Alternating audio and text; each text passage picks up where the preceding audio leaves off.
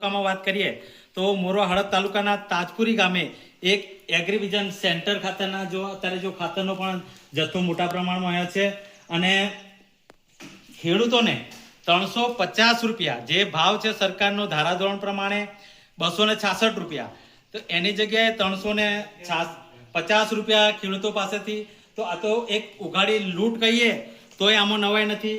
આપ જોઈ શકો છો ખાતરનો જથ્થો પણ વધારે પ્રમાણમાં છે. ગોધરા ખેતીવાડી અધિકારી દ્વારા અહીંયા તપાસ પણ કરવામાં આવી રહી છે અને એના પર કાર્યવાહી પણ હાથ ધરવામાં આવી છે.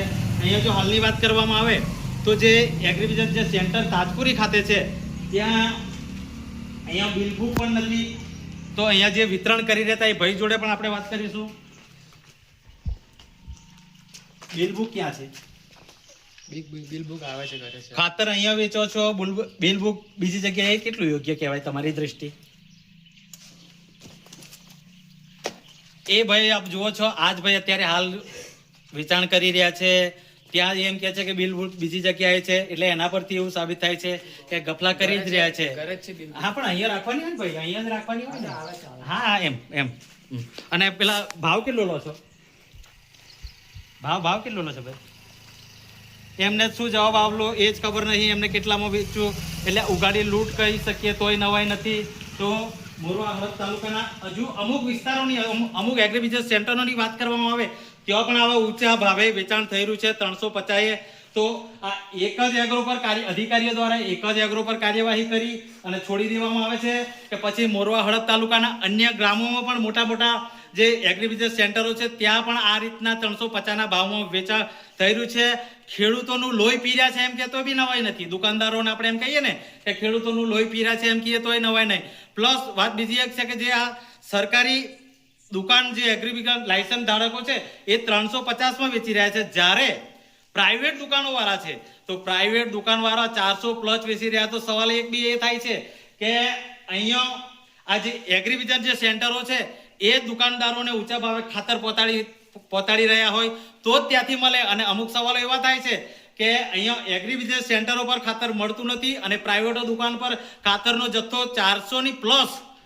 જો ખેતીવાડી અધિકારીઓ એમ કહેતા હોય કે અમને બતાવો તો અમે આશા ન્યૂઝ ગુજરાતીની ટીમ છાતી ઠોકીને કહીએ છીએ તમામ દ્રશ્યો બતાવીશું. અમને 350ના જે એગ્રોના દ્રશ્યો છે એ બરાબર છે. અહીંયા જે ખેડૂતની દીકરી અને ખેડૂતનો દીકરો પણ ખાતર લેવા માટે આવ્યો હતો. ખુદ ખેતીવાડીના અધિકારીઓ દ્વારા એમનું નિવેદન લેવામાં આવ્યું છે, પૂછપરછ કરવામાં આવી છે. તો એમના દ્વારા ખુદ એમને જાણવા મળ્યું છે કે 350 લીધા છે, એમનું નિવેદન કર્યું છે. અહીંયા અત્યારે પણ એ અધિકારીઓ છે, આપ જોઈ શકો છો ખેતીવાડીના અધિકારીઓ કાર્યવાહી હાથ ધરવામાં આવી રહી છે. તો જો વાત કરવામાં આવે તો ખાતરનો મોટા પાયે જથ્થો પણ અહીંયા ઉપસ્થિત છે. આપ જોઈ શકો છો દ્રશ્યમાં મોટા પ્રમાણે ખાતરનો જથ્થો પણ ઉપસ્થિત જ છે. બીજી જે વાત કરવામાં આવે કે આવી તો અનેક જગ્યાઓ પર મોરવા હળદ તાલુકાના કેટલાક ગ્રામોમાં જે એગ્રીબિઝનેસ લાયસન્સ ધરાવે છે તે દુકાનદારો ખેડૂતો પાસેથી ઉગાડી લૂંટ ચલાવી રહ્યા છે. તો હવે જોવાનું એ રહ્યું છે કે અત્યારે જે તાજપુરી સેન્ટર પર છીએ અને તાજપુરી એગ્રીબિઝનેસ સેન્ટર ખાતે જે અધિકારીઓ છે ખેતીવાડીના એ તો કાર્યવાહી કરવાના જ છે અને એ કાર્યવાહી થવાની જ છે, એ વાત તો બરોબર છે, એમાં કોઈ શંકાનું સ્થાન નથી. પણ હવે જોવાનું એ રહ્યું કે પ્રાઇવેટ દુકાનો પર ધમધમાટ વેચાણ ચાલી રહ્યું છે એના પર શું અંકુશ લાવે છે અને અન્ય જે દુકાનદારો છે જે તાજપુરી ગામે જે ખેતીવાડીના અધિકારીઓ દ્વારા જે કાર્યવાહી કરવામાં આવી છે તો જે અન્ય એગ્રો કેટલા હજુ એગ્રી બિઝનેસ સેન્ટરો છે એમાં પણ કાર્યવાહી કરવામાં આવે છે.